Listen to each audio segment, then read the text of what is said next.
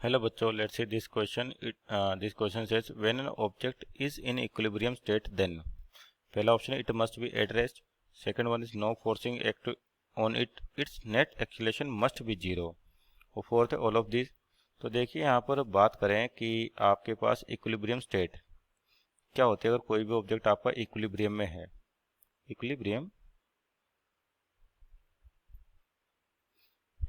में है आपके पास, तो जनरल डेफिनेशन क्या आपके पास है, net force is equal to zero. System का नेट फोर्स कितना होता है, जीरो.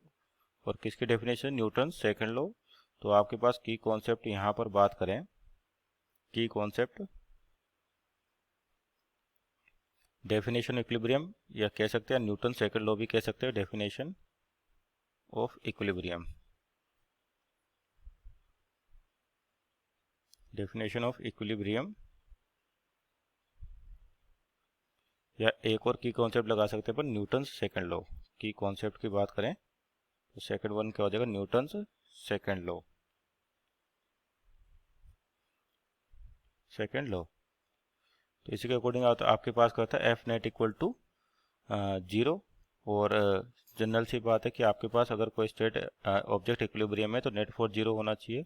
साथ के साथ में एक और होता है कि आपके पास जो टॉर्क होता है, नेट टॉर्क, अगर रोटेशनल मोशन में भी बॉडी है तो नेट टॉर्क भी क्या होना चाहिए, जीरो. तो ये दो कंडीशन सेटिस्फाई करते हैं किसको, इक्विलिब्रियम को, net force zero, net torque zero.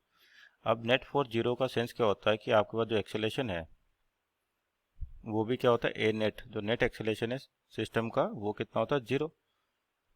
और नेट एक्सेलेरेशन जीरो है तो आपके पास ऑब्जेक्ट के पास वेलोसिटी, जो वेलोसिटी है ये क्या होगी, कांस्टेंट होगी आपके पास. क्योंकि एक्सेलेरेशन क्या होता है, dv by D T, dv by D T. तो अगर एक्सेलेरेशन जीरो है तो आपके पास कह सकते हैं कि जो वेलोसिटी ये कांस्टेंट होगी आपके पास, मैग्नीट्यूड में भी होगी और डायरेक्शन में भी होगी, क्योंकि आपके पास एक्सेलेरेशन कैसी क्वांटिटी है, वेक्टर क्वांटिटी, और वेलोसिटी भी कैसी क्वांटिटी, वेक्टर क्वांटिटी. तो एक्सेलेरेशन के केस में अगर एक्सेलेरेशन जीरो है तो वेलोसिटी आपकी कांस्टेंट होगी, या फिर आपका वेलोसिटी क्या होगा, जीरो हो सकती है. दोनों एक प्रोबेबिलिटी निकल सकती है. तो जो पहला ऑप्शन दे रखा है कि it must be at rest, तो ये तो गलत हो गया. तो रेस्ट का मतलब जरूरी नहीं कि ऑब्जेक्ट रेस्ट में, ऑब्जेक्ट मोशन में भी हो सकता है अगर उसकी वेलोसिटी कांस्टेंट है. वेलोसिटी कांस्टेंट में उसका मैग्नीट्यूड और डायरेक्शन दोनों चेंज नहीं होनी चाहिए. क्योंकि एक्सीलरेशन कब जनरेट होता है आपके पास, जब वेलोसिटी का मैग्नीट्यूड भी कांस्टेंट हो और डायरेक्शन चेंज हो रही हो तब भी एक्सीलरेशन आता है, या मैग्नीट्यूड में चेंज हो रहा हो तब भी एक्सीलरेशन आता है. तो ऑब्जेक्ट अगर इक्विलिब्रियम है तो वो कांस्टेंट वेलोसिटी से मूव कर सकता है, और या तो वो रेस्ट पे हो सकता है. तो इसमें लगा मस्ट बी एट रेस्ट, तो ये तो आपका गलत होगा. नंबर टू की बात करें, no force acting on it, तो ये भी गलत है. सिस्टम पे फोर्सेस लग रही हैं पर नेट फोर्स क्या होता है, जीरो होता है.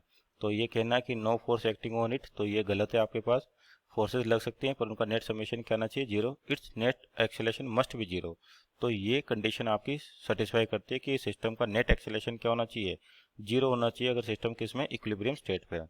और ऑप्शन नंबर चार तो आपका गलत होगा. तो इसका जो राइट आंसर है, it's net acceleration must be zero, means option number three is the right answer. Hope you understood well. Best of luck.